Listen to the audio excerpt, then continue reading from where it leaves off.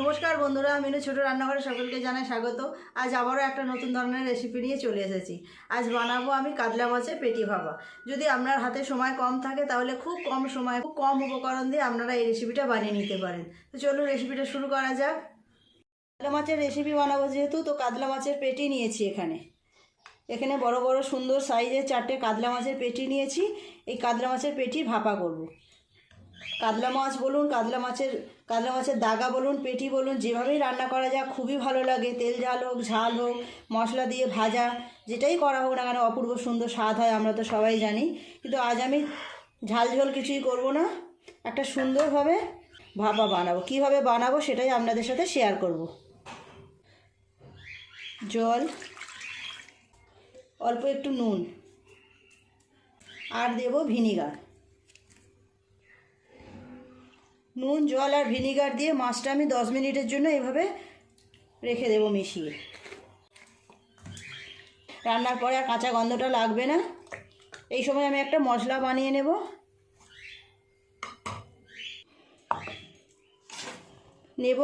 পাকা লঙ্কা, 7টা পাকা লঙ্কা নিয়েছি। 6টা পাকা লঙ্কা। এখানে আছে 2 চামচ কালো সর্ষে। সর্ষেটা আমি আগে থেকে ভিজিয়ে রেখেছিলাম। সর্ষেটা ছেঁকে দিয়ে দেব 1/2 চামচ পোস্ত,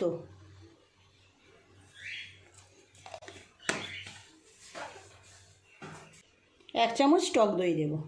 অল্প একটু জল দিয়ে খুব সুন্দর করে একটা মিহি পেস্ট বানিয়ে নেব। এই পেস্টের মধ্যে আমি নুনটাও দিয়ে দেবো, পরিমাণ মতো নুনও দিয়ে দেবো, পরে আর নুন দেওয়ার দরকার হবে না। এই পেস্টের মধ্যে নুন দিলে সর্ষেটা খুব ভালোভাবে বাটাও হয়ে যাবে।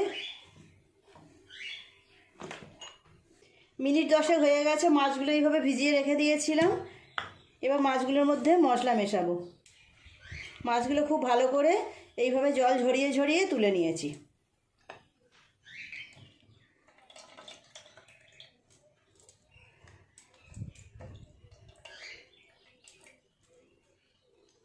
মাছগুলোর মধ্যে এবার মশলাগুলো মিশিয়ে নেব। গরম ভাতের সঙ্গে এইরকম একটা রেসিপি হলে কিন্তু আপনার আর কোনো কিছু প্রয়োজনই হবে না। অসম্ভব সুন্দর খেতে হয়।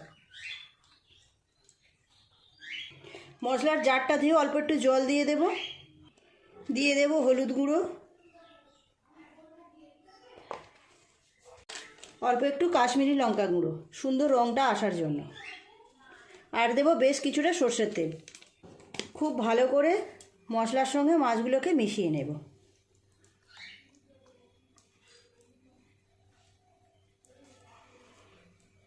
এইভাবে মশলাটা মাছের মধ্যে মিশিয়ে কিছুক্ষণ রেখে দেব। তারপর আমি রান্নাটা করব।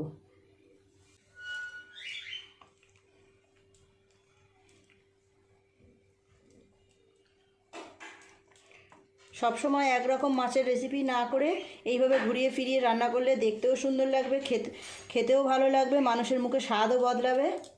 খুব ভালো করে মাছগুলোর মধ্যে মশলাটাকে মিশিয়ে নিয়েছি। 10 মিনিট এইভাবে রেখে দেব।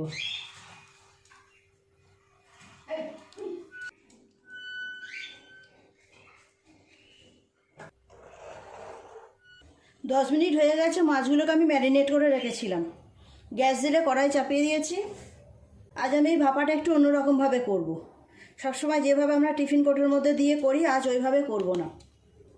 দিয়ে দেব কালো জিরে, দিয়ে দেব 2টো কাঁচা লঙ্কা।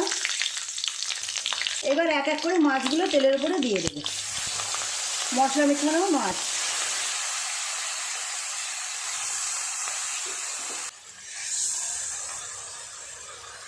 বাকি মশলাটাও সব দিয়ে দেব। এই প্লেটটা ধুয়ে অল্প একটু জলও দিয়ে দেব। মশলার জায়গা ধুয়ে একটু জল দিয়ে দিলাম। চাপা দিয়ে দেবো ভালো করে, আর একটু সর্ষের তেল ওপর থেকে ছড়িয়ে দেবো। এই রেসিপিতে কিন্তু সর্ষের তেলটা দিতেই হবে, একটু বেশি পরিমাণেই দিতে হবে, তাহলে খেতে বেশি ভালো লাগবে। 10 মিনিটের জন্য এরকম চাপা দিয়ে এটা একদম কম আঁচে বসিয়ে রাখবো। 10 মিনিট পরে খুলব। মিনিট 10 এইভাবে ঢাকা দিয়ে রেখেছিলাম। এবার উল্টিয়ে দেবো মাছগুলো একবার ঢাকা খুলে।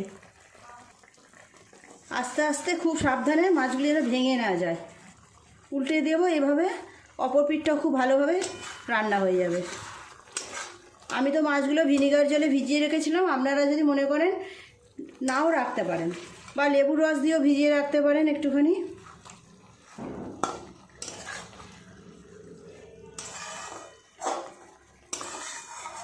আবারও 5-7 মিনিট এইভাবে চাপা দিয়ে রাখবো।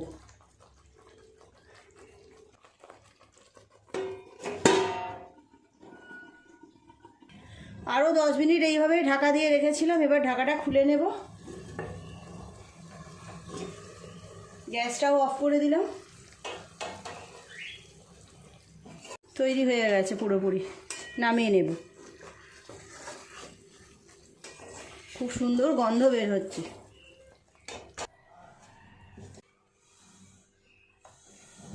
একদম গরম গরম ধোয়া ওটা মাছের রেসিপি। কেমন হয়েছে দেখুন। সবসময় একরকম একঘেয়েমিভাবে রান্না না করে একদম অন্যরকমভাবে রান্না করলাম। অসম্ভব সুন্দর গন্ধ বের হচ্ছে। কাতলা মাছের পেটি ভাপা তো হয়ে গেল। সুন্দর করে সাজিয়ে নেব একটু ধনেপাতা আর লঙ্কা দিয়ে।